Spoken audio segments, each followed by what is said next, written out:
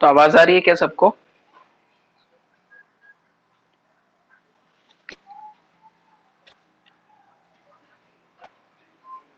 आंचल, खुशी, आयुषी, आयुष, अभी, मनुप्रिया, प्रियांशी। ठीक है, तो आज हम लोग को नया चैप्टर स्टार्ट करना है। सब लोग तैयार हैं? चैप्टर 1 फिनिश हो गया है, रिलेशन एंड फंक्शन। आज नया चैप्टर स्टार्ट होगा, इनवर्स ट्रिग्नोमेट्रिक फंक्शन। तो चैप्टर स्टार्ट करने से पहले एक बात जान लो पहले ही कि इनवर्स ट्रिग्नोमेट्रिक फंक्शन को ठीक तरीके से समझने के लिए ट्रिग्नोमेट्री आनी चाहिए।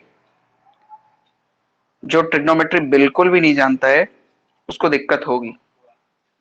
ठीक है, तो अगर कुछ ऐसे बच्चे हैं जिनको ट्रिग्नोमेट्री बिल्कुल नहीं आती है तो फिर हमको कुछ बेसिक ट्रिग्नोमेट्री की क्लास लेनी पड़ेगी। ठीक है, तो कोई ऐसा बच्चा है क्या इसमें जिसको ट्रिग्नोमेट्री बिल्कुल नहीं आती है? बिल्कुल नहीं आने का मतलब उन्होंने 11th में पढ़ा ही नहीं है। क्योंकि अगर ऐसा होगा तो फिर आईटीएफ पढ़ाने का कोई मतलब ही नहीं होगा, समझ में आएगा ही नहीं। ठीक है, कोई ऐसा नहीं है ना? चलो, कोई ऐसा नहीं है तो फिर कोई दिक्कत नहीं है।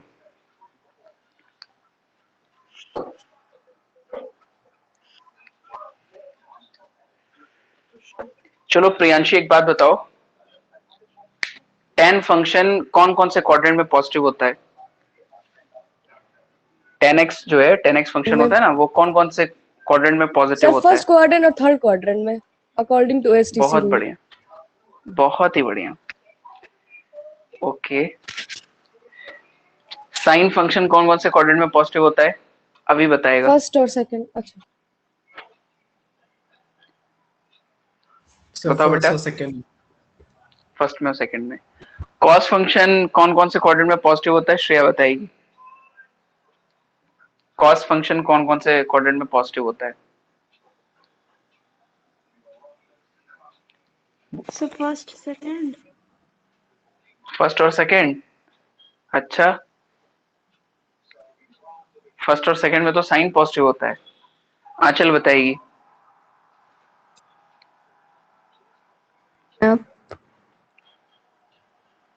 बताओ। सर क्वेश्चन क्या था, बोलिए एक बार। क्वेश्चन ये है कि कॉस फंक्शन कौन कौन से क्वाड्रेंट में पॉजिटिव होता है? सर फर्स्ट और फोर्थ में। फर्स्ट और फोर्थ में। ठीक है, खुशी तुम बताओ बेटा, कॉट फंक्शन कौन कौन से क्वाड्रेंट में पॉजिटिव होता है? कॉट।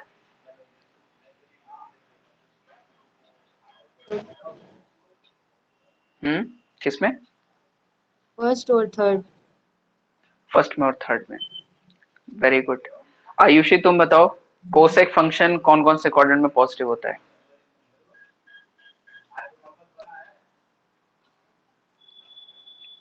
बोलो। थर्ड और फर्स्ट में। फर्स्ट में और थर्ड में। नहीं, फर्स्ट में और थर्ड में तो नहीं होता है बेटा। आयुष बताएगा, कॉसेक फंक्शन कौन कौन से क्वाड्रेंट में पॉजिटिव होता है? सर फर्स्ट और सेकंड में। फर्स्ट में और सेकंड में।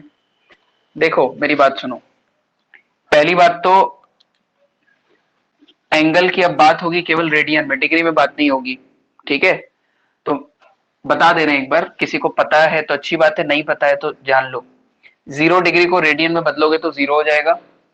30 डिग्री को रेडियन में बदलोगे तो पाई/6 हो जाएगा। 45 डिग्री को रेडियन में चेंज करोगे तो पाई/4 हो जाएगा। 60 डिग्री को रेडियन में कन्वर्ट करोगे तो पाई/3 हो जाएगा। 90 डिग्री को रेडियन में कन्वर्ट करोगे तो पाई/2 हो जाएगा। सीधा सीधा फंडा क्या होता है रेडियन को डिग्री में बदलने का या तो डिग्री को रेडियन में बदलने का? एक रिलेशन जान लो, pi radian is equal to 180 degree होता है। ठीक, पाई रेडियन 180 डिग्री के बराबर है, तो यहां से 1 रेडियन 180 अपॉन पाई के बराबर हो जाता है, और 1 डिग्री पाई अपॉन 180 के बराबर हो जाता है। मतलब अगर हमको एंगल डिग्री में गिवन है और उसको रेडियन में चेंज करना है तो क्या करना पड़ेगा? पाई अपॉन 180 से मल्टीप्लाई करना पड़ेगा। और अगर एंगल रेडियन में दिया हुआ है और उसको डिग्री में कन्वर्ट करना है तो मुझे एंगल को, रेडियन को 180 अपॉन पाई से मल्टीप्लाई करना पड़ेगा। ठीक है, तो ये तो कुछ स्टैंडर्ड एंगल्स हैं जिनको मैंने रेडियन में लिख दिया है। तो ये पॉजिटिव एक्स एक्सिस है, ये 0 है, ये 90 डिग्री है तो इसको π/2 लिख रहे हैं। ये पाई है, पाई का मतलब 180 डिग्री, ये 270 डिग्री है तो ये 3π/2 है। वापस से एक चक्कर लगाओगे तो 360 डिग्री मतलब 2π। ठीक, तो पहले वाले क्वाड्रेंट में, फर्स्ट क्वाड्रेंट में सारे ट्रिग्नोमेट्रिक रेशियोज पॉजिटिव होते हैं। All T ratios are positive. भाई क्लास 10th में तो तुमने देखा ही था कि 0 से 90 डिग्री के बीच में सारे ट्रिग्नोमेट्रिक रेशियो की वैल्यू पॉजिटिव होती थी, है कि नहीं। जब हम सेकंड क्वाड्रेंट में आते हैं, सेकंड क्वाड्रेंट में साइन फंक्शन और उसका रेसिप्रोकल कॉसेक पॉजिटिव होता है, बाकी सारे ट्रिग्नोमेट्रिक रेशियो नेगेटिव होते हैं। थर्ड वाले क्वाड्रेंट में tan पॉजिटिव होता है और उसका रेसिप्रोकल cot पॉजिटिव होता है, बाकी सारे ट्रिग्नोमेट्रिक रेशियो पॉजिटिव नेगेटिव होते हैं। और फोर्थ क्वाड्रेंट में cos और उसका रेसिप्रोकल sec पॉजिटिव होता है, बाकी सारे ट्रिग्नोमेट्रिक रेशियो नेगेटिव होते हैं। तो अल्टीमेटली ये बात समझ में आ रही है कि साइन फंक्शन फर्स्ट सेकंड में, मतलब साइन और कॉसेक फर्स्ट और सेकंड में पॉजिटिव होगा, tan और cot फर्स्ट और थर्ड में पॉजिटिव होगा, cos और sec फर्स्ट और फोर्थ में पॉजिटिव होगा। ठीक है, ये चीज होती है पहली बात। और दूसरा, एंगल डिग्री में दिया है तो उसको रेडियन में चेंज कर सकते हैं। अगर मैं आपसे पूछूं कि 120 डिग्री को रेडियन में क्या लिखेंगे तो क्या जवाब होगा तुम लोग का? 120 को रेडियन में कैसे चेंज करें? क्या करोगे? π/180 से मल्टीप्लाई कर दोगे, कितना आ जाएगा? 2π/3। उसी तरीके से 150 डिग्री को रेडियन में चेंज करना हो तो 150 डिग्री मल्टीप्लाइड बाई π/180 कितना हो जाएगा? ये 5π/6। ठीक है, तो जो भी स्टैंडर्ड एंगल्स हैं वो आपको रेडियन में आना चाहिए। तो खैर यूज करते करते याद भी हो जाता है। इसको इरेज कर दें क्या? तो बेसिक चीज है, पता ही होगी। एक ये बात हो गई,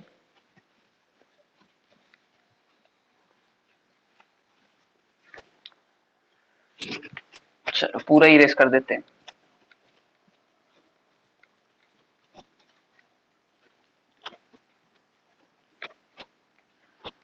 अब एक काम करते हैं, जहां जहां पे फॉर्मूला आता जाएगा वहां वहां पे आपको याद करा देंगे।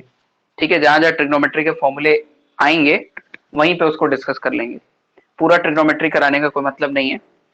जो बच्चा ट्रिग्नोमेट्री नहीं पढ़ा है वो एक काम ये कर सकता है कि 11th का बैच चल रहा है, उसमें चाहो तो लाइव क्लास अटेंड कर लो, या तो उसमें हम तुमको ऐड कर देंगे, उसकी रिकॉर्डेड क्लास देख लेना जब जब टाइम मिलेगा। अभी ट्रिग्नोमेट्री चल रहा है वहां पे। तो हम लोग नया चैप्टर स्टार्ट करने जा रहे हैं जिसका नाम है inverse trigonometric function. Inverse trigonometric functions. तो मैंने अभी पिछले चैप्टर में हम लोगों ने देखा है, इनवर्स ऑफ अ फंक्शन के बारे में हम लोगों ने पढ़ा था। हम लोगों ने ये पढ़ा कि कोई भी फंक्शन अगर सेट ए से सेट बी में डिफाइंड है, कोई भी फंक्शन अगर एफ है वो सेट ए से सेट बी में डिफाइंड है, और अगर मैं इस फंक्शन का इनवर्स लिखता हूं तो इस फंक्शन का जो इनवर्स होगा वो सेट बी से सेट ए में डिफाइंड होना चाहिए। तो किसी भी फंक्शन का इनवर्स तभी एग्जिस्ट करेगा, यहां पे एफ इनवर्स तभी एग्जिस्ट करेगा जब फंक्शन एफ 1 भी हो और ऑन टू भी हो। मतलब वो फंक्शन क्या हो? बाइजेक्टिव हो। फंक्शन क्या होना चाहिए? बाइजेक्टिव होना चाहिए। मतलब अगर हम मैपिंग से तुमको समझाने की कोशिश करें तो अगर कोई भी फंक्शन सेट ए से सेट बी के अंदर डिफाइंड है तो डिस्टिंक्ट इनपुट के लिए उसका डिस्टिंक्ट आउटपुट होना चाहिए। इस तरीके से मैपिंग हो। तो अगर फंक्शन की मैपिंग इस तरीके से, फंक्शन इस तरीके से है, तो यहाँ पे हम देख रहे हैं कि F of A is equal to 1 है, F of B is equal to 2 है, F of C is equal to 3 है। तो जब हम इसका इनवर्स फंक्शन डिफाइन करेंगे तो एफ इनवर्स जो होगा वो सेट बी से सेट ए में डिफाइंड होगा। तो अब सेट बी यहाँ पे आ जाएगा, सेट ए यहाँ पे आ जाएगा, ये 1 2 3 हो जाएगा, ये ए बी सी हो जाएगा, 1 के साथ मैप होगा, 2 के साथ मैप होगा, 3 के साथ मैप होगा। तो यहाँ पे आपसे अगर एफ इनवर्स 1 पूछें तो आप बोलेंगे ए, एफ इनवर्स 2 ये आ जाएगा बी, एफ इनवर्स 3 तो ये आ जाएगा सी। तो ये वाला जो फंक्शन है वो 1 1 ऑन 2 है, इसीलिए इस फंक्शन का इनवर्स एग्जिस्ट कर रहा है। तो चैप्टर का नाम ही है इनवर्स ट्रिग्नोमेट्रिक फंक्शन, तो इसका मतलब मुझे इस चैप्टर में ट्रिग्नोमेट्रिक फंक्शन का इनवर्स फंक्शन डिफाइन करना है, राइट। तो अगर मैं आपसे पूछूं कि जितने भी ट्रिग्नोमेट्रिक फंक्शंस होते हैं, साइन, कॉस, टैन, कॉट, सेक, कोसेक, ये सारे फंक्शंस कैसे फंक्शन होते हैं? क्या ये फंक्शन 1 1 होते हैं? क्या मैनी 1 होते हैं? बारी बारी से चलो बात करते हैं। पहले साइन फंक्शन के बारे में बात करते हैं। तो बताओ साइन फंक्शन कैसा फंक्शन है? 1 1 फंक्शन है कि मैनी 1 फंक्शन है? साइन फंक्शन कैसा फंक्शन है?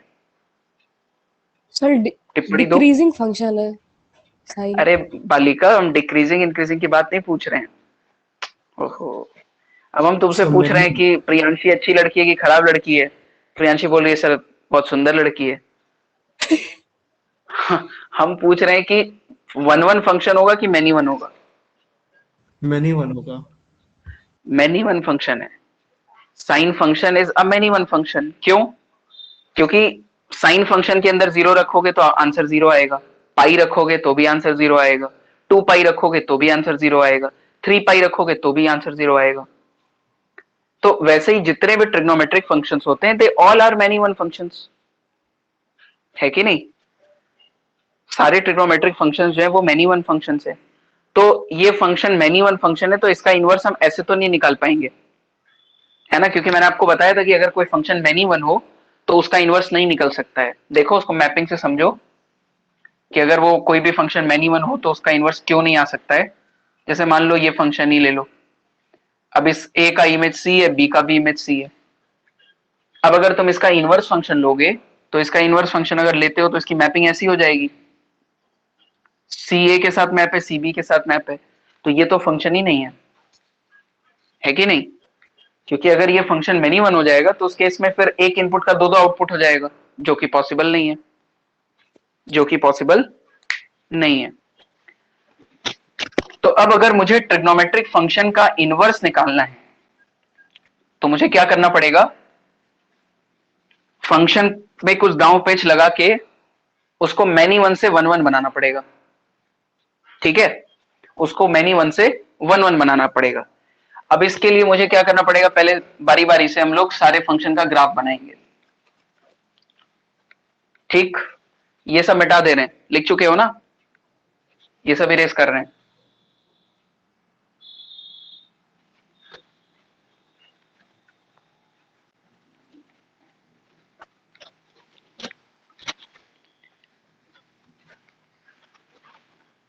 सबसे पहले चलो साइन फंक्शन का ग्राफ बनाते हैं। y is equal to F of X is equal to sine X. Sine X एक फंक्शन है और अब इस फंक्शन का मुझे ग्राफ बनाना है। तो मुझे इस फंक्शन के डोमेन के बारे में पता है। इस फंक्शन का डोमेन क्या होता है? डोमेन होता है इसका ऑल रियल, कोई भी रियल नंबर इसमें रख सकते हैं। और इस फंक्शन का रेंज क्या होता है? इसका रेंज होता है -1 से 1 क्लोज, ठीक है? -1 से 1 क्लोज। और आपको ये भी पता है साइन के बारे में कि पाई के मल्टीपल पे इसकी वैल्यू 0 होती है, हेल्प मिलेगी। चलो ध्यान देना,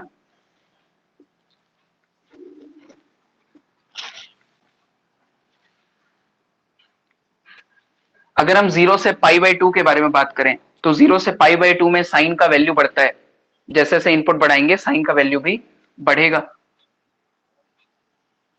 इस तरीके से। ये π/2 है, 0 पे साइन की वैल्यू 0 होगी, π/2 पे 1 होगी। उसके बाद से क्या होगा? वैल्यू इसकी घटना चालू हो जाएगी। एक काम करो, ऐसे थोड़ा सा साफ सुथरा बनाते हैं इसको।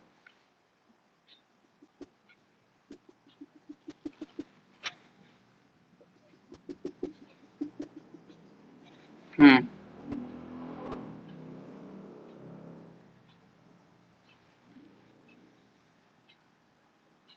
हम्म ये वाला जो पॉइंट होगा ये एंगल होगा π/2। ये वाला एंगल हो जाएगा पाई, ये वाला एंगल हो जाएगा 2 पाई, ये वाला एंगल हो जाएगा 3 पाई। इस तरीके से हो गया। और अगर इसको पीछे बना दें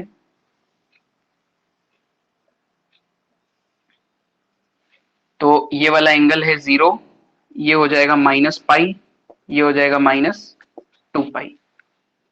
ठीक है, ऐसे ही बनता है साइन फंक्शन। देखो 0 से 90 में जैसे जैसे इनपुट बढ़ा रहे हैं साइन का वैल्यू बढ़ता जा रहा है, बढ़ता जा रहा है, बढ़ता जा रहा है, बढ़ता जा रहा है। लेकिन पाई बाई 2 एंगल पे साइन एक्स अपना मैक्सिमम वैल्यू अटेन कर लेता है। ये वाली लाइन है y is equal to 1। Pi by 2 पे साइन फंक्शन अपना मैक्सिमम वैल्यू अटेन कर लेता है। उसके बाद जैसे जैसे इनपुट बढ़ाते हैं हम 90 से 180 के बीच में, वैसे वैसे साइन का वैल्यू फिर 1 से घटते घटते घटते 0 तक चला जाता है। और फर्दर फिर हम पाई से जब एंगल और बढ़ाते हैं, इनपुट और बढ़ाएंगे, 180 से हम उसको 270 तक ले जाएंगे। ये वाला एंगल 270 है, तो 270 पे साइन का वैल्यू -1 हो जाता है। और फर्दर उसके बाद जब हम और इनपुट बढ़ाते हैं तो वापस से ये 0 चला जाता है। तो कहने का मतलब है कि साइन का वैल्यू जो है वो ऑसिलेट करता रहता है -1 से 1 के बीच में, है कि नहीं। साइन का मैक्सिमम वैल्यू 1 होगा, उसके बाद फिर घटेगा, घटते घटते 0 पे जाएगा, फिर 0 से घटते घटते -1 पे चला जाएगा, फिर उसके बाद बढ़ेगा, 0 पे जाएगा, फिर 1 पे जाएगा। मतलब साइन फंक्शन की जो वैल्यू है वो -1 से 1 में ऑसिलेट करती रहती है। इसीलिए इस फंक्शन को बोला जाता है बाउंडेड फंक्शन। क्यों? क्योंकि इसका जो आंसर है, इसका जो रेंज है वो एक रियल नंबर में बाउंडेड है, -1 और 1 के बीच में बाउंडेड है। तो ऑब्वियसली हम यहाँ पे देख पा रहे हैं कि 0 रखने पे भी आउटपुट 0 आ रहा है, पाई रखने पे भी आउटपुट 0 आ रहा है कि नहीं। या तो ऐसे कह सकते हो पाई बाई 2 रखने पे 1 आ रहा है और 2 पाई प्लस पाई बाई 2 कितना हो जाएगा, 5 पाई बाई 2। 5 पाई बाई 2 पे भी साइन का वैल्यू 1 आ रहा है। तो साइन फंक्शन जो है इनिशियली मैनी वन फंक्शन है।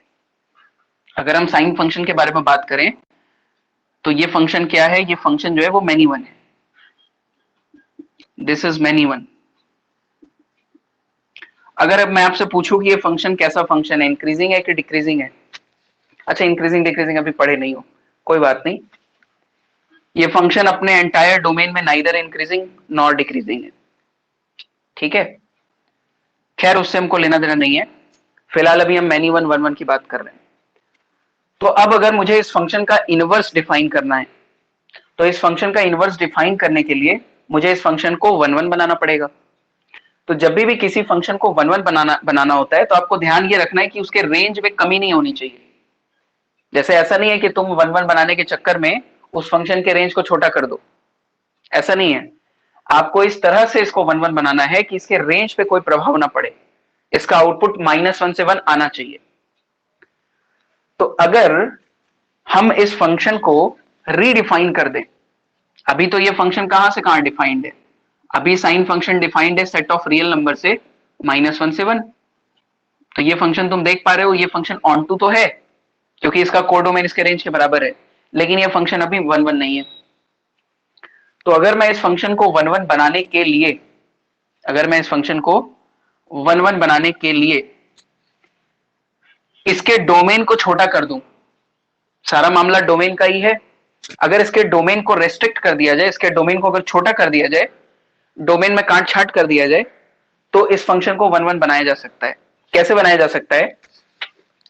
मान लो अगर मैंने फंक्शन को डिफाइन कर दिया कि भाई अब जो फंक्शन है वो पाई बाई 2 से 3 पाई बाई 2 में डिफाइंड है, तो तुम अगर सिर्फ पाई बाई 2 से 3 पाई बाई 2 का हिस्सा देखोगे तो पाई बाई 2 से 3 पाई बाई 2 के बीच में साइन फंक्शन का वैल्यू 1 से -1 के बीच में कुछ भी आ रहा है। देखो पाई बाई 2 पे साइन का वैल्यू 1 आ रहा है, 3 पाई बाई 2 पे साइन का वैल्यू -1 आ रहा है, इसके बीच में पाई आ रहा है, उस पे साइन का वैल्यू 1 आ रहा है। तो अगर मैं इस फंक्शन को वो पाई बाई 2 से 3 पाई बाई 2 में रेस्ट्रिक्ट कर दूं, मतलब इसके डोमेन को पाई बाई 2 से 3 पाई बाई 2 कर दूं, तो अब ये फंक्शन जो है वो 1 1 हो जाएगा, क्योंकि पाई बाई 2 से 3 पाई बाई 2 में हर एक डिस्टिंक्ट एंगल पे साइन का वैल्यू डिस्टिंक्ट आएगा।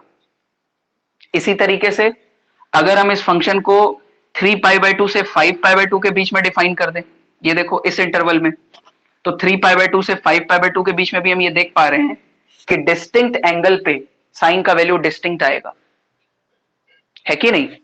उसी तरीके से अगर हम इसको -पाई बाई 2 से +पाई बाई 2 के बीच में डिफाइन कर दें तो भी ये फंक्शन 1 1 हो जाएगा, क्योंकि -पाई बाई 2 से +पाई बाई 2 के बीच में भी क्या होगा, सारे अलग अलग एंगल के लिए साइन का जो वैल्यू आएगा वो भी अलग अलग आएगा।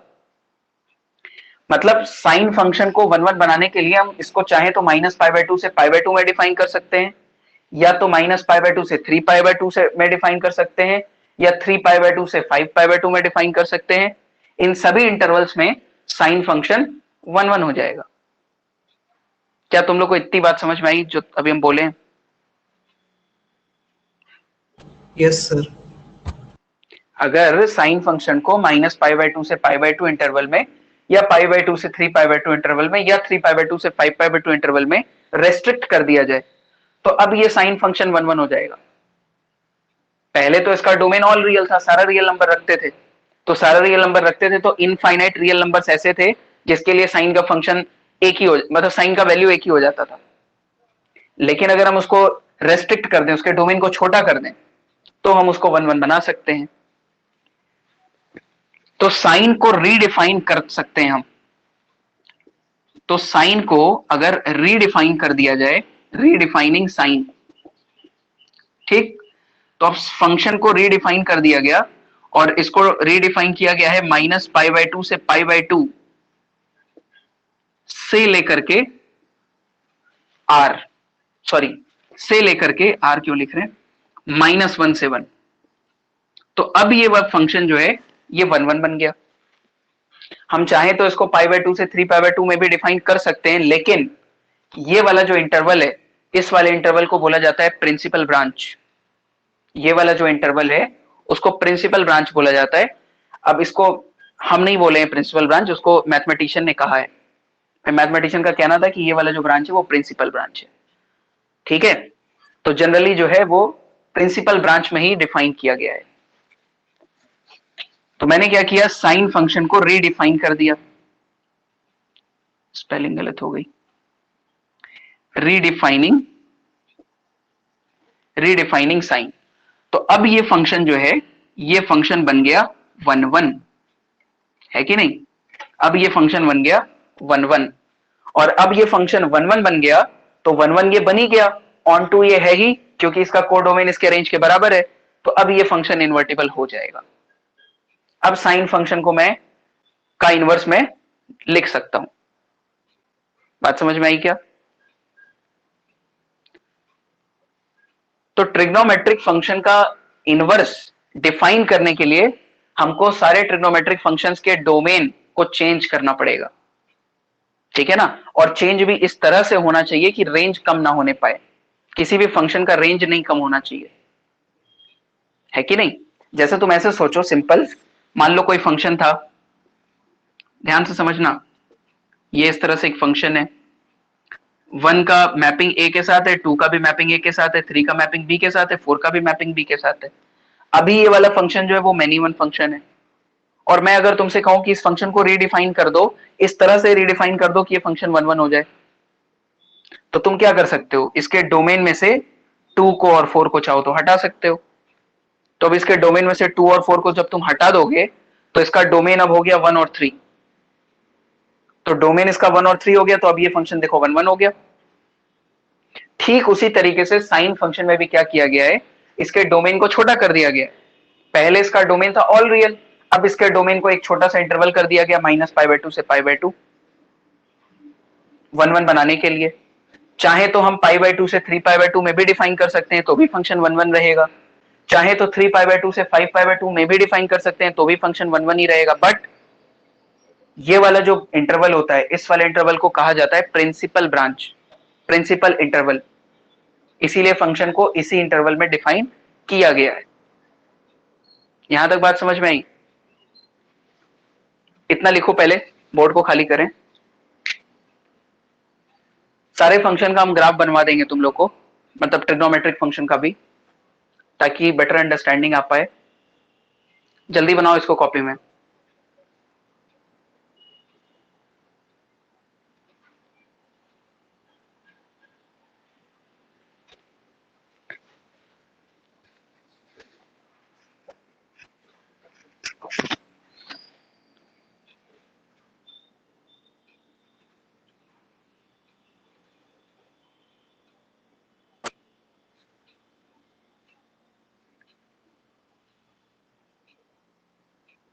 सर बाइनरी ऑपरेशन पढ़ा दिए हैं। बाइनरी ऑपरेशन कोर्स में कहाँ है? स्कूल में तो पढ़ा रहे थे सर। कौन से स्कूल में हो तुम? डिवाइन में सर। अच्छा, स्कूल में पढ़ाया जा रहा है बाइनरी ऑपरेशन? कोर्स में तो नहीं था पिछले साल, इस बार आ गया है क्या? देखना पड़ेगा, चलो देख लेंगे। वो तो बकवास टॉपिक है, वो तो कभी नहीं आता है। मतलब बोर्ड में भी हटा दिया गया था 4 साल पहले। चलो देख लेते हैं, इस बार अगर इंक्लूड किया होगा तब तो फिर पढ़ाना पड़ेगा।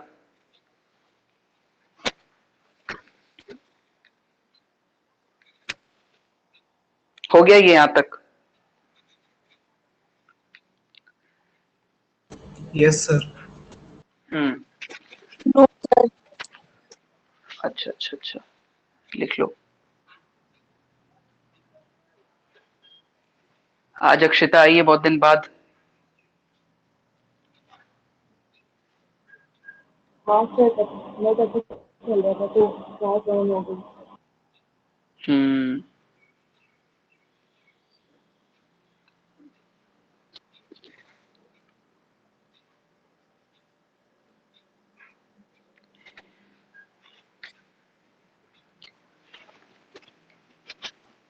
हो गया, मिटाया जाए?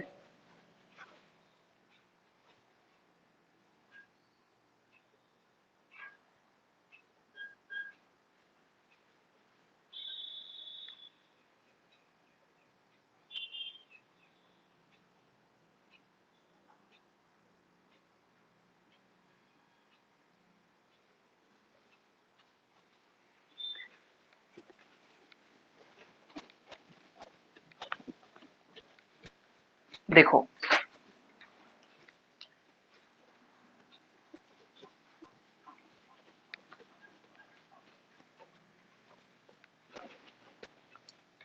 तो इसका मतलब ये हुआ कि अगर मैं साइन फंक्शन को रीडिफाइन कर दूं,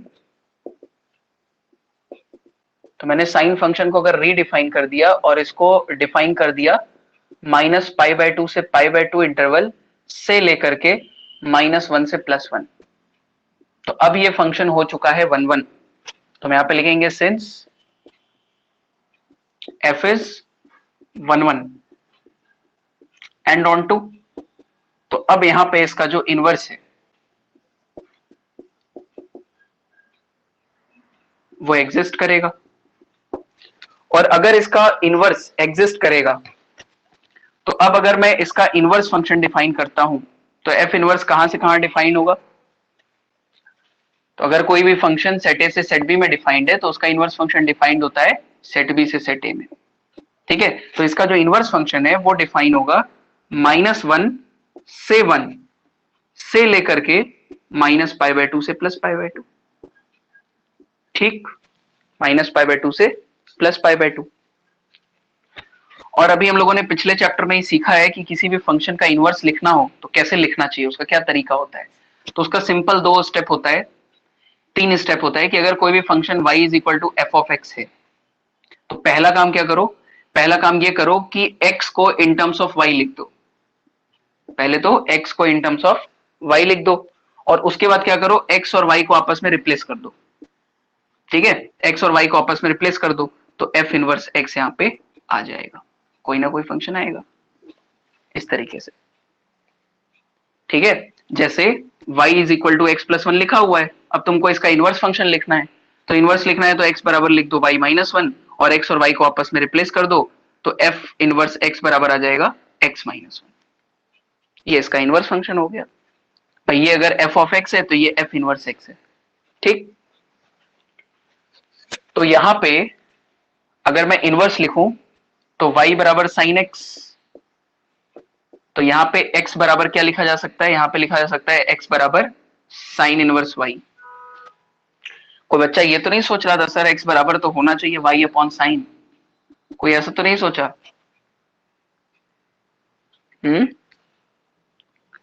अरे ये नहीं होता है भाई, साइन और x के बीच में क्या है, साइन x का मीनिंग क्या है? साइन x का मीनिंग ये नहीं होता है कि साइन मल्टीप्लाइड बाई x। ठीक है, अगर कहीं पे भी केवल साइन लिखा हुआ है तो ये मीनिंगलेस बात है कि नहीं? केवल साइन लिखा हुआ है, उसका एंगल ही नहीं लिया गया तो मीनिंगलेस है। और इन दोनों के बीच में कोई प्रोडक्ट थोड़ी ना है, ये अपने आप में मिलकर के मीनिंगफुल होता है। तो जानते रहे होगे लेकिन फिर भी बता दिए। तो y बराबर अगर साइन x है तो यहाँ पे x बराबर क्या हो गया, साइन इनवर्स y हो गया। और अगले स्टेप में x और y को आपस में रिप्लेस कर दें तो f इनवर्स x बराबर क्या आ गया, साइन इनवर्स x। और ये वाला फंक्शन क्या कहलाएगा, साइन इनवर्स x। और क्या कहलाएगा, इसी चीज को ऐसे भी लिखते हैं, आर्क साइन x। ठीक है ना, साइन इनवर्स x को बोलते हैं आर्क साइन x। मतलब जब आप साइन पाई बाय 6 की वैल्यू अगर आपसे पूछी जाती थी तो आप क्या बताते थे आंसर, साइन पाई बाय 6 कितना होता है, साइन पाई बाय 6 होता है 1/2। तो अगर आपसे पूछा जाए कि बताओ साइन इनवर्स 1/2 कितना होगा, तो तुम्हारा जवाब क्या होगा, पाई बाय 6। ठीक है, ये ट्रिग्नोमेट्री में चलता था, अब ये इनवर्स ट्रिग्नोमेट्रिक फंक्शन में चलेगा। उसी तरह अगर आपसे पूछा जाए साइन पाई बाय 2 की वैल्यू बताओ तो तुम बोलोगे 1। अब मैं आपसे पूछता हूं कि साइन इनवर्स 1 की वैल्यू बताओ तो तुम क्या बताओगे, पाई बाय 2। उसी तरह अगर आपसे पूछा जाए कि साइन पाई बाय 4 की वैल्यू बताओ तो तुम बोलोगे 1/√2। उसी तरह अगर आपसे पूछा जाए साइन इनवर्स 1/√2 की वैल्यू बताओ तो क्या बोलोगे, पाई बाय 4। ठीक है, मतलब अगर फंक्शन है, ऐसा समझो साइन फंक्शन है, अगर साइन फंक्शन को डिफाइन किया गया है इस सेट से इस सेट में, तो इस वाले सेट को हम बोल दे रहे हैं सेट ए और इस वाले सेट को बोल दे रहे हैं सेट बी। तो इसके अंदर माइनस पाई बाय 2 से लेके प्लस पाई बाय 2 तक बहुत सारे एलिमेंट्स होंगे, इनफाइनाइट एलिमेंट्स होंगे। तो मान लो यहाँ पे पाई बाय 6 है, कुछ ही लिख पाएंगे ना हम, सब तो लिख नहीं पाएंगे। पाई बाय 3 है, पाई बाय 2 है, और यहाँ पे क्या क्या है, यहाँ पे 1/2 है, यहाँ पे 1/√2 है, यहाँ पे √3/2 है, यहाँ पे 1 है। तो पाई बाय 6 के लिए 1/2, पाई बाय 4 के लिए 1/√2, पाई बाय 3 के लिए √3/2, पाई बाय 2 के लिए 1। तो जब आपसे पूछा जाता था साइन पाई बाय 6 तो तुम बोलते थे 1/2। अब तुमसे पूछा जाएगा साइन इनवर्स 1/2 तो तुम बोलोगे पाई बाय 6। तुमसे पूछा जाता अगर साइन पाई बाय 4 तो तुम बोलोगे 1/√2। लेकिन तुमसे पूछा जाए साइन इनवर्स 1/√2 तो तुम बोलोगे पाई बाय 4। समझ रहे हो मेरी बात। तो ये हो गया मामला। अब जिससे पूछेंगे वही बताएगा। अगर मैं पूछूं आपसे कि साइन इनवर्स 2 की वैल्यू क्या होगी, कौन बताएगा, प्रियांशी बताएगी। Only Priyanshi will tell sine inverse 2 क्या होगा। बताओ।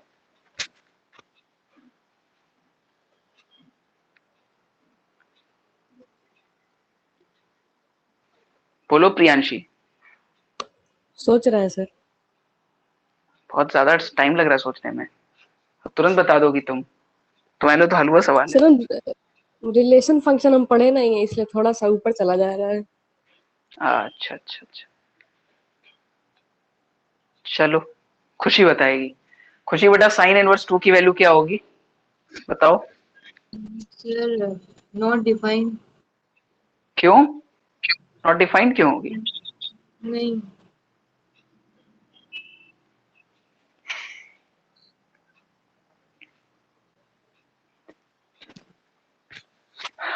बोलो। चलो आयुषी बताएगी। आयुषी गुप्ता। एंगल नहीं बन रहा है। साइन इनवर्स 2 सही बात है, नॉट डिफाइंड होगा क्योंकि 2 जो है साइन इनवर्स के डोमेन में है ही नहीं। Yes sir. भाई साइन फंक्शन का डोमेन अगर -π/2 से π/2 है और साइन का रेंज है -1 से 1, तो अब उसका इनवर्स फंक्शन जब तुम डिफाइन करोगे तो अब ये इसका डोमेन हो गया, है कि नहीं, और ये इसका रेंज हो गया। तो 2 जो है साइन इनवर्स के डोमेन में है ही नहीं, तो आउटपुट आएगा ही कैसे। ठीक है, तो ऐसे ही था जगाने के लिए। प्रियांशी बहाना कर दी। चलो इतना लिखो, इतना लिखो, बोर्ड साफ करना है जल्दी। तो यहां से क्या समझ में आता है कि साइन इनवर्स x जो है फंक्शन, ये फंक्शन डिफाइंड होगा -1 से 1 से लेकर के -π/2 से +π/2। तो इस फंक्शन का डोमेन यहां से क्या लिखा जा सकता है, क्या होगा इसका डोमेन फंक्शन का, इसका डोमेन होगा -1 से 1। ठीक है, -1 से 1। और साइन इनवर्स का रेंज क्या होगा, साइन इनवर्स x का रेंज होगा -π/2 से +π/2। ठीक, -π/2 से +π/2। अब एक और सवाल हम पूछने जा रहे हैं, जिससे पूछे वही बताएगा। साइन इनवर्स x बराबर पाई आ रहा है, तो यहाँ पे x की वैल्यू क्या होगी बताएगा कौन? शिफा बताएगी। शिफा बेटा बताओ, साइन इनवर्स x अगर पाई के बराबर है तो x कितना होगा?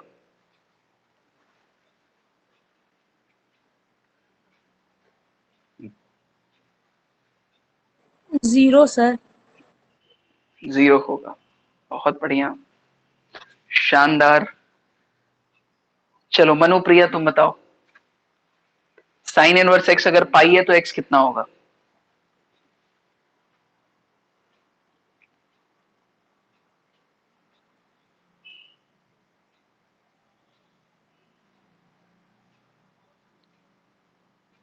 शिफा बताएगी। अच्छा शिफा बता चुकी थी, आंचल बताएगी। आंचल बताओ बेटा। सर 0 होगा। 0 होगा, बहुत बढ़िया। अभी बताएगा। सर नॉट डिफाइंड होगा। नॉट डिफाइंड होगा, क्यों? सर क्योंकि रेंज -π/2 से π/2 है, जिसमें पाई ही नहीं आता। Very good, very good. अरे साइन इनवर्स x के किसी भी रियल वैल्यू के लिए साइन इनवर्स x का आंसर पाई आएगा नहीं, क्योंकि पाई तो साइन इनवर्स के रेंज में है ही नहीं। तुम लोग सोचते नहीं हो यार, तुम लोग बस रटते हो मैथ्स को। मैथ्स को रटोगे तो फिर कैसे काम चलेगा? कॉमन सेंस तो लगाओ, क्या सब क्या चल रहा है, याद थोड़ी ना करना है, ये सब सब समझने वाली बात है। तुम लोगों को देखना चाहिए कि सर क्यों पूछ रहे हैं ऐसा। पाई साइन अभी तुरंत ही लिखे हैं यहाँ पे कि -π/2 से π/2। नो रियल एक्स, कोई रियल एक्स होगा ही नहीं, है कि नहीं? एक्स की कोई रियल वैल्यू नहीं होगी, ऐसा कोई रियल नंबर नहीं होगा। ठीक है, इसको मिटा दें। समझ में आ गया? अब हम लोग को यहाँ पे साइन इनवर्स एक्स फंक्शन का ग्राफ बनाना है, तो अब ग्राफ बनाने के बारे में सोचते हैं। इरेज कर दिया जाए इसको। चलो सर राइट हैंड साइड का मत करिएगा। अच्छा,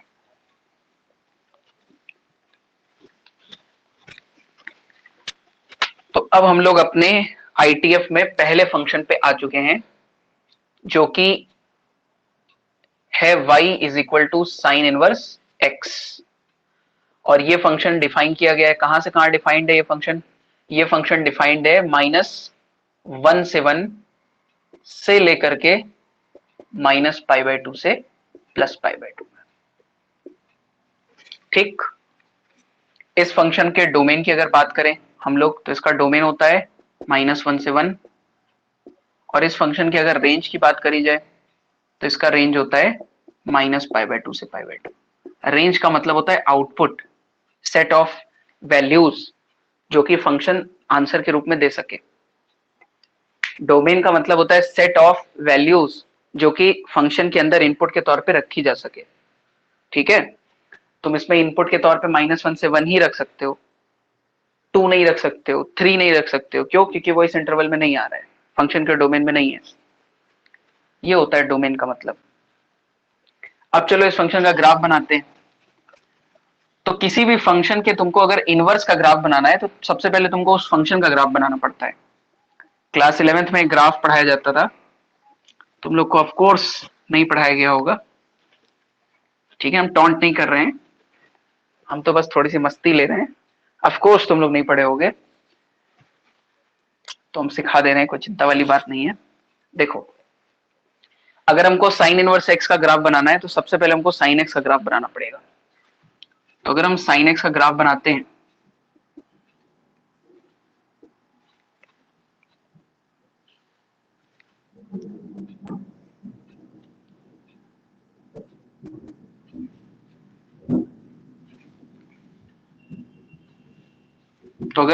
फंक्शन का ग्राफ बनाते हैं तो केवल -π/2 से π/2 इंटरवल में ही ग्राफ बनाने की जरूरत है। तो ये π/2 है, ये -π/2 है। अच्छा पाई बाई 2 बड़ा होगा कि 1 बड़ा होगा? पाई बाई 2 बड़ा होगा, 1 तो छोटा होगा, 1 यहाँ पे कहीं आएगा, ये -1 आएगा। तो इसका मतलब जो ग्राफ बनेगा वो कुछ ऐसा बनेगा, ऐसे बनता है ना साइन का ग्राफ। अगर हम केवल -π/2 से +π/2 के इंटरवल में बना रहे हैं तो अभी जो साइन का ग्राफ बना है उसमें देखो, केवल -π/2 से +π/2 के बीच का ग्राफ, यही हिस्सा तो बनता है ऐसे। 0 पे साइन की वैल्यू 0 होती है, π/2 पे साइन की वैल्यू 1 हो जाती है, ठीक है। -π/2 पे साइन की वैल्यू -1 हो जाती है, इस तरीके से। अब अगर तुमको किसी भी फंक्शन, कोई फंक्शन f है, f ऑफ x, उसका ग्राफ पता है और तुमको बनाना है उसके इनवर्स का ग्राफ, तो f ऑफ x का जो भी ग्राफ होता है उसका मिरर इमेज ले लिया जाता है about y is equal to x, तो वही f इनवर्स x का ग्राफ हो जाता है। अब यहां पे अगर हम y is equal to x वाली लाइन बनाएं तो y is equal to x वाली लाइन ऐसे बनेगी कुछ इस तरीके से। तो क्या हो रहा है कि जब हम साइन π/2 ले रहे हैं तो आंसर कितना आ रहा है? 1 आ रहा है। तो इसका मतलब साइन इनवर्स 1 के लिए आंसर कितना आएगा? π/2 आएगा। मतलब अगर π/2 1 साइन x के ग्राफ पे आएगा तो 1 π/2 साइन इनवर्स x के ग्राफ पे आएगा, ठीक। उसी तरीके से अगर साइन ऑफ -π/2 -1 आएगा तो साइन इनवर्स ऑफ -1 -π/2 आएगा। मतलब अगर -π/2 -1 साइन x के ग्राफ पे आ रहा है तो -1 -π/2 साइन इनवर्स x के ग्राफ पे आएगा, ठीक है। अच्छा 0 के लिए देखते हैं, तुमको पता है साइन 0 0 होता है, तो इसका मतलब साइन इनवर्स 0 भी 0 ही होगा, ठीक। इसका मतलब जो ग्राफ बनेगा वो कुछ ऐसा बनेगा।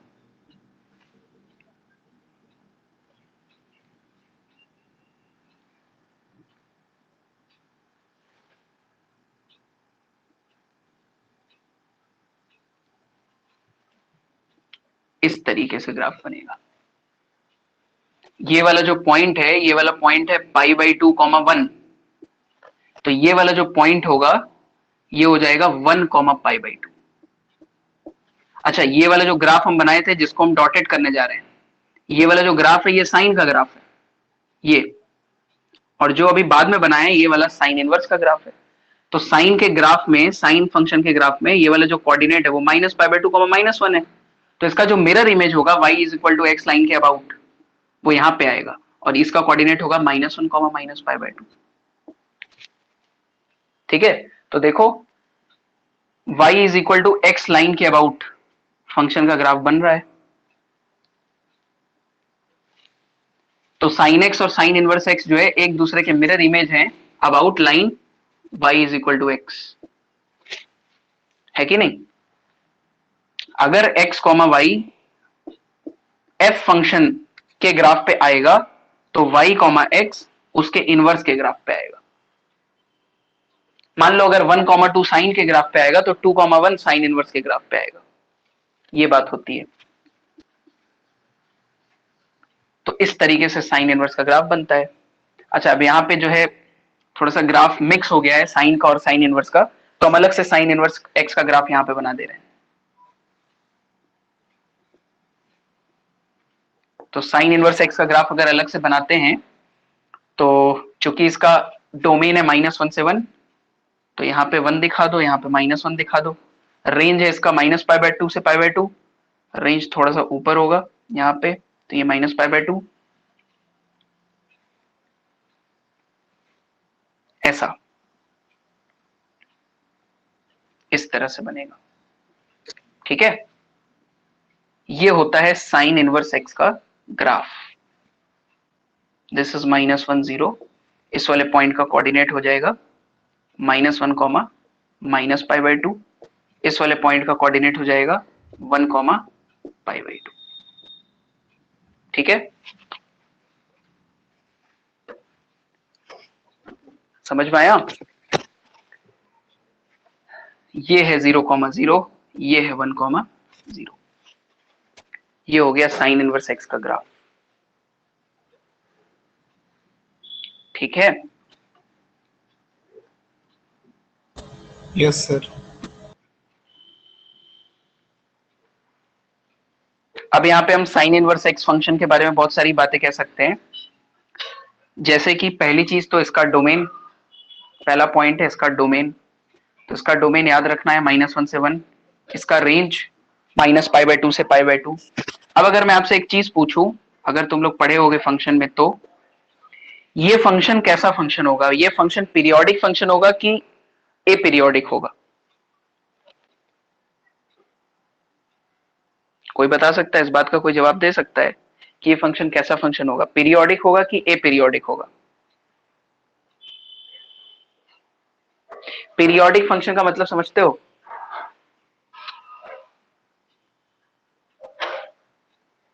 एक फिक्स्ड इंटरवल के बाद अगर किसी फंक्शन की वैल्यू रिपीट होती है तो उस फंक्शन को बोला जाता है पीरियोडिक फंक्शन। अब बताओ कि ये फंक्शन कैसा फंक्शन होगा? पीरियोडिक होगा कि एपीरियोडिक होगा? पीरियोडिक होगा। पीरियोडिक कैसे होगा?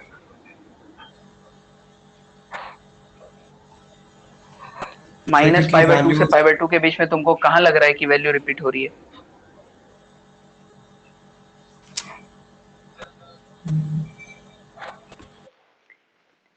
ये फंक्शन एपीरियोडिक होगा,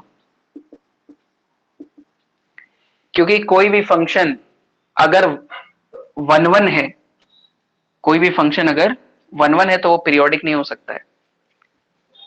भाई पीरियोडिक होने का मतलब क्या है? मैनी वन होना।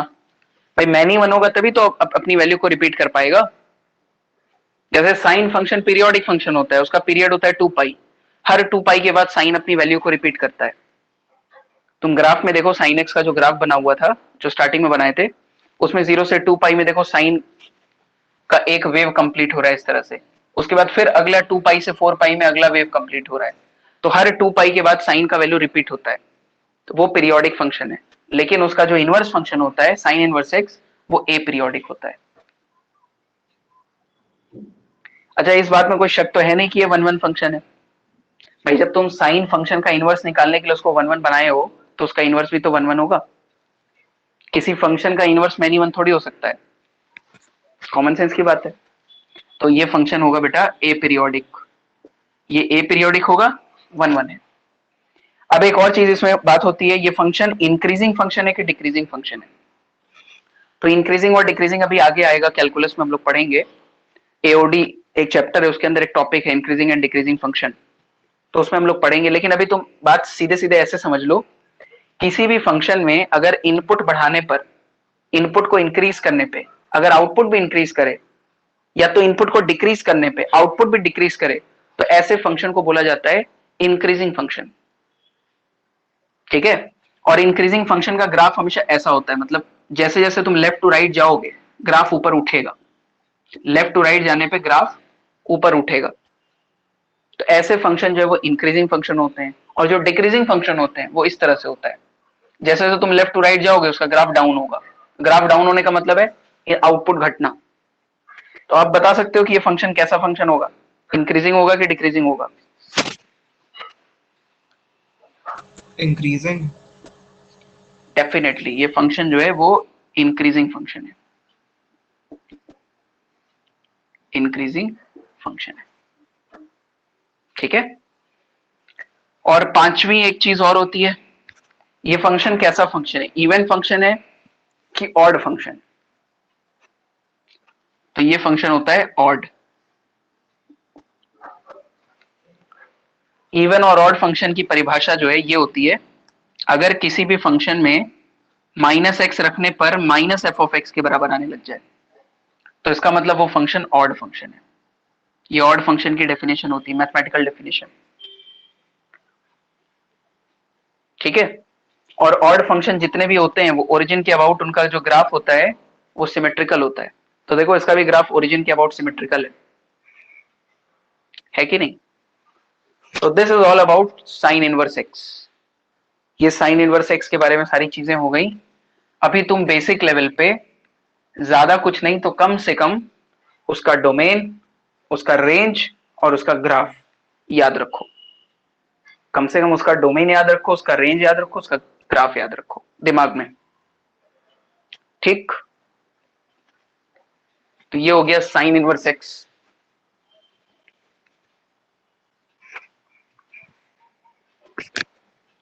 इसको भी बना लेना।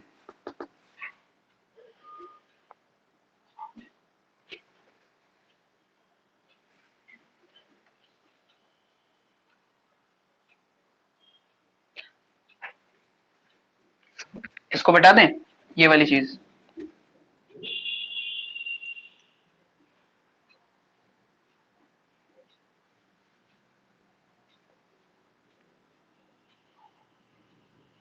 यार तुम लोग एकदम सन्नाटा मचा देते हो, एंजॉय नहीं करते हो, कुछ डाउट वाउट पूछते ही नहीं हो। मैथ्स को एंजॉय करो, फिलॉसफी की तरह मत सुनो। सर बोले जा रहे हैं, तुम लोग सुने जा रहे हो। अरे कुछ क्रॉस क्वेश्चन वश्चन करो।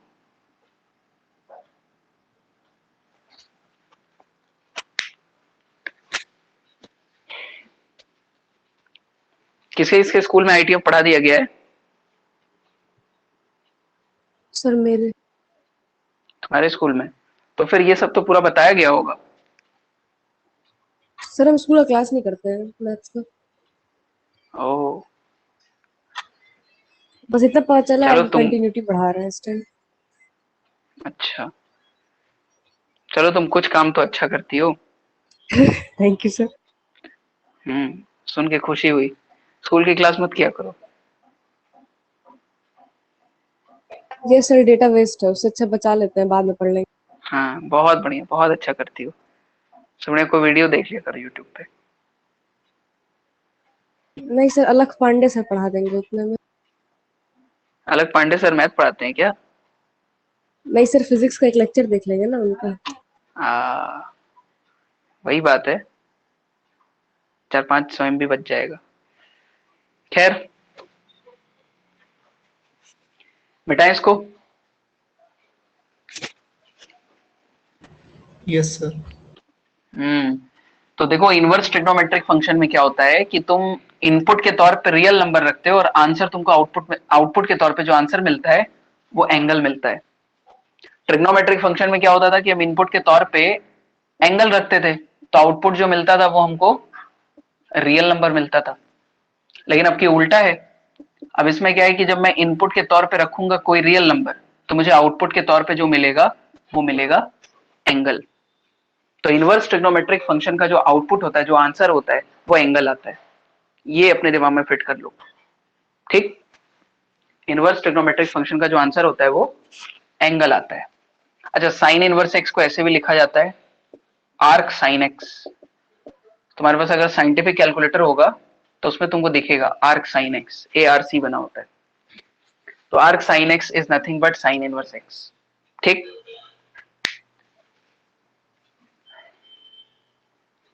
ये हो गई बात। मतलब इस ग्राफ में ही हम देख के बता सकते हैं कि अगर इनवर्स ट्रिग्नोमेट्रिक फंक्शन में 1 रख दें तो आउटपुट क्या मिलेगा? आयुषी बताओ। अगर इस फंक्शन में इनपुट के तौर पे 1 रख दिया जाए तो आउटपुट क्या मिलेगा?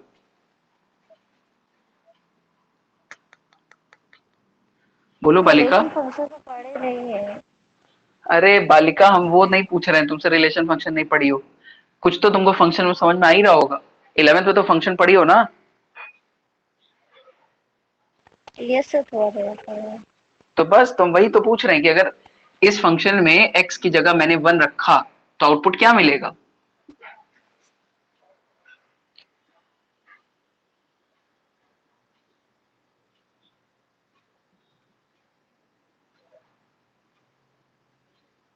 बड़ी खराब स्थिति है।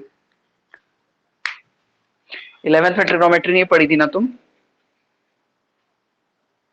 नो सर पढ़े हैं। क्या पढ़ी हो? पढ़े होने से क्या होता है? सिंपल सा सवाल हम पूछ रहे हैं, साइन इनवर्स 1 क्या होगा? कैसे चलेगा यार, तुम लोग 12th में हो, कुछ तो शर्म कर लिया करो। ऐसे इंजीनियरिंग कॉलेज में चले जाओगे बड़ी बेइज्जती हो जाएगी। मनुप्रिया बताओ साइन इनवर्स 1 क्या होगा? π/2। Pi by 2। हम तो टाइम पास करने के लिए सवाल पूछ रहे हैं क्योंकि अब नया फंक्शन स्टार्ट नहीं कर सकते, टाइम हो गया है। तुम लोग इसका भी जवाब नहीं दे पा रहे हो, कैसे काम चलेगा? अच्छा, साइन इनवर्स जीरो क्या होगा? आंचल बताएगी इसका आंसर। बताओ आंचल।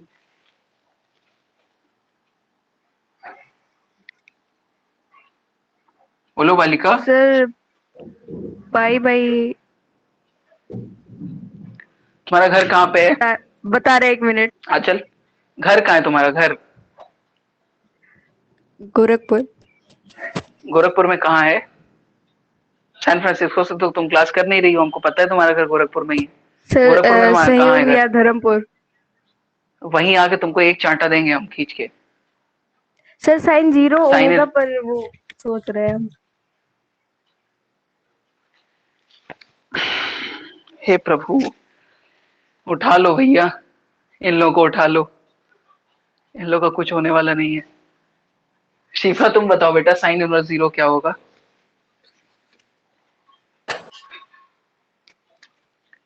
हाँ क्या होगा sine inverse zero? Zero. Zero होगा। उसी तरीके से साइन इनवर्स ऑफ -1 क्या होगा? शिफा माइनस बताएगी। Pi by two. -π/2। अरे यही ग्राफ से देख देख के बता दो ना कि भाई अरे सर सर जीरो बगल में रखेंगे तो लिखा आउटपुट हुआ जीरो है आएगा, सारा। 1 रखेंगे तो जीरो आएगा, -1 रखेंगे तो -π/2 आएगा, सॉरी 1 रखेंगे तो π/2 आएगा। देखो सब बगल में लिखा हुआ है। प्रियांशी तो चीटर है ही, उसको दिख रहा है, नहीं तुम लोग नहीं चीटिंग भी सर, नहीं कर हम पा रहे बस हो। बता रहे थे। इसीलिए कहा गया नकल के लिए भी अकल चाहिए। नकल कर सकते हो लेकिन अकल नहीं लगा रहे हो।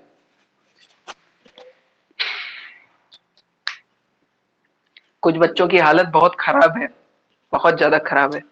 अब उन लोग की हालत तभी ठीक हो पाएगी जब ऑफलाइन क्लास चलेगी। अब उन बच्चों को जब मैं अलग से असिस्ट करूंगा। बड़ी स्थिति खराब है, बहुत मेहनत करनी पड़ेगी तुम लोग के ऊपर। सर लिंक आ गया फिजिक्स का। आ गया? चलो ठीक है, जाओ फिजिक्स पढ़ो। ठीक है, फिर अगली क्लास में मिलते हैं। Thank you sir.